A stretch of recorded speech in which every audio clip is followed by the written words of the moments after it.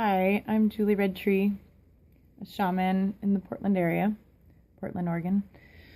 And today I wanted to share with you a little story, a myth about Julie's version of the Big Bang Theory or creation myth. And I share this with my clients sometimes when it seems appropriate, and it always makes them laugh, kind of a knowing laugh, or cry, like a knowing cry. And so I thought I would stick it up here because it seems to have some truth in it that people can relate to. So, okay, in this myth, in the beginning, and this, I put together this story based on a whole bunch of information I've gotten over time, journeying and working on people, and my own experiences, and communicating with the other side, and kind of understanding more of the structure of the universe we live in. And there is a structure to it, definitely. I call it a construct. I guess kind of like the Matrix movies.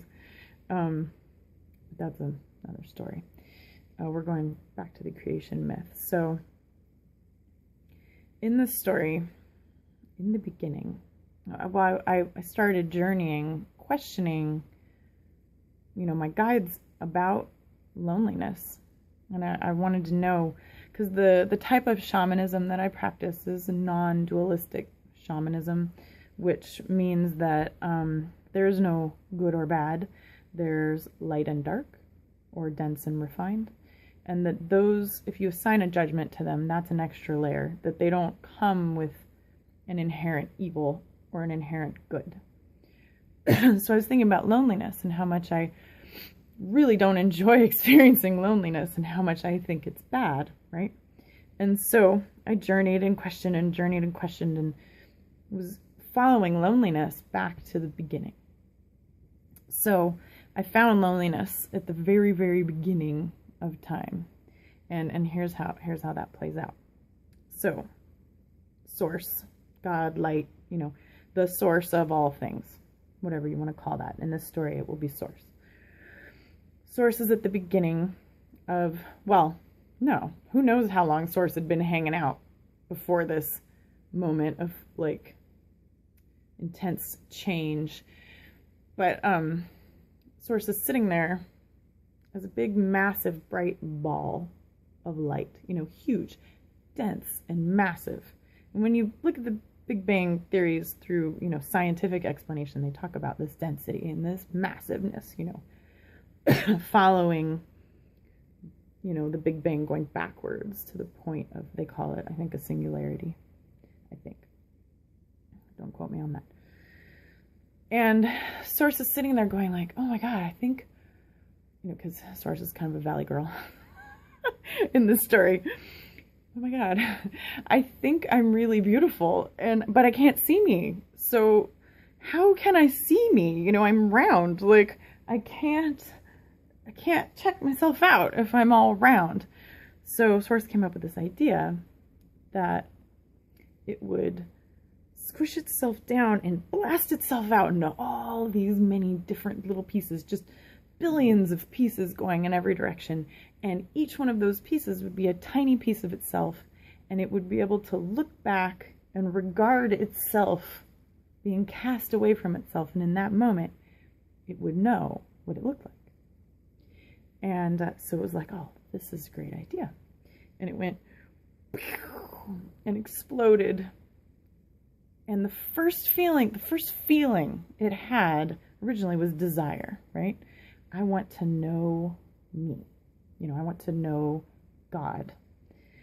And as it went blasting away from itself, the second emotion it had was loneliness, separation, kind of that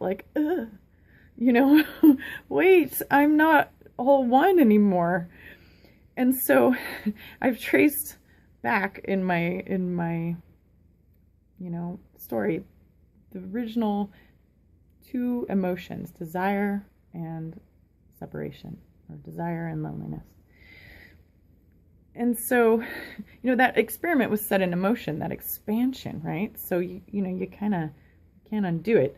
I think the only way out is to go out so far that you then not come back together, which, will take a really long time. So we're so not there yet.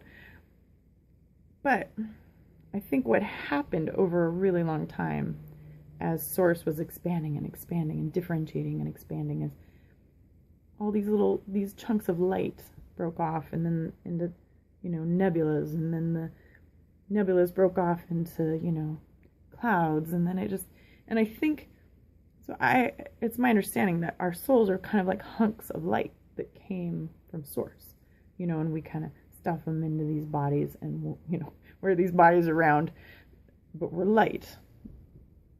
And it's, a little piece of that light, but still all light. And so that in turn makes kind of soul groups or light groups, and then, humans themselves. So that's my Big Bang story, and it's a theory in the works, but I thought I'd share this version of it with you now and see if it does anything for you. Enjoy.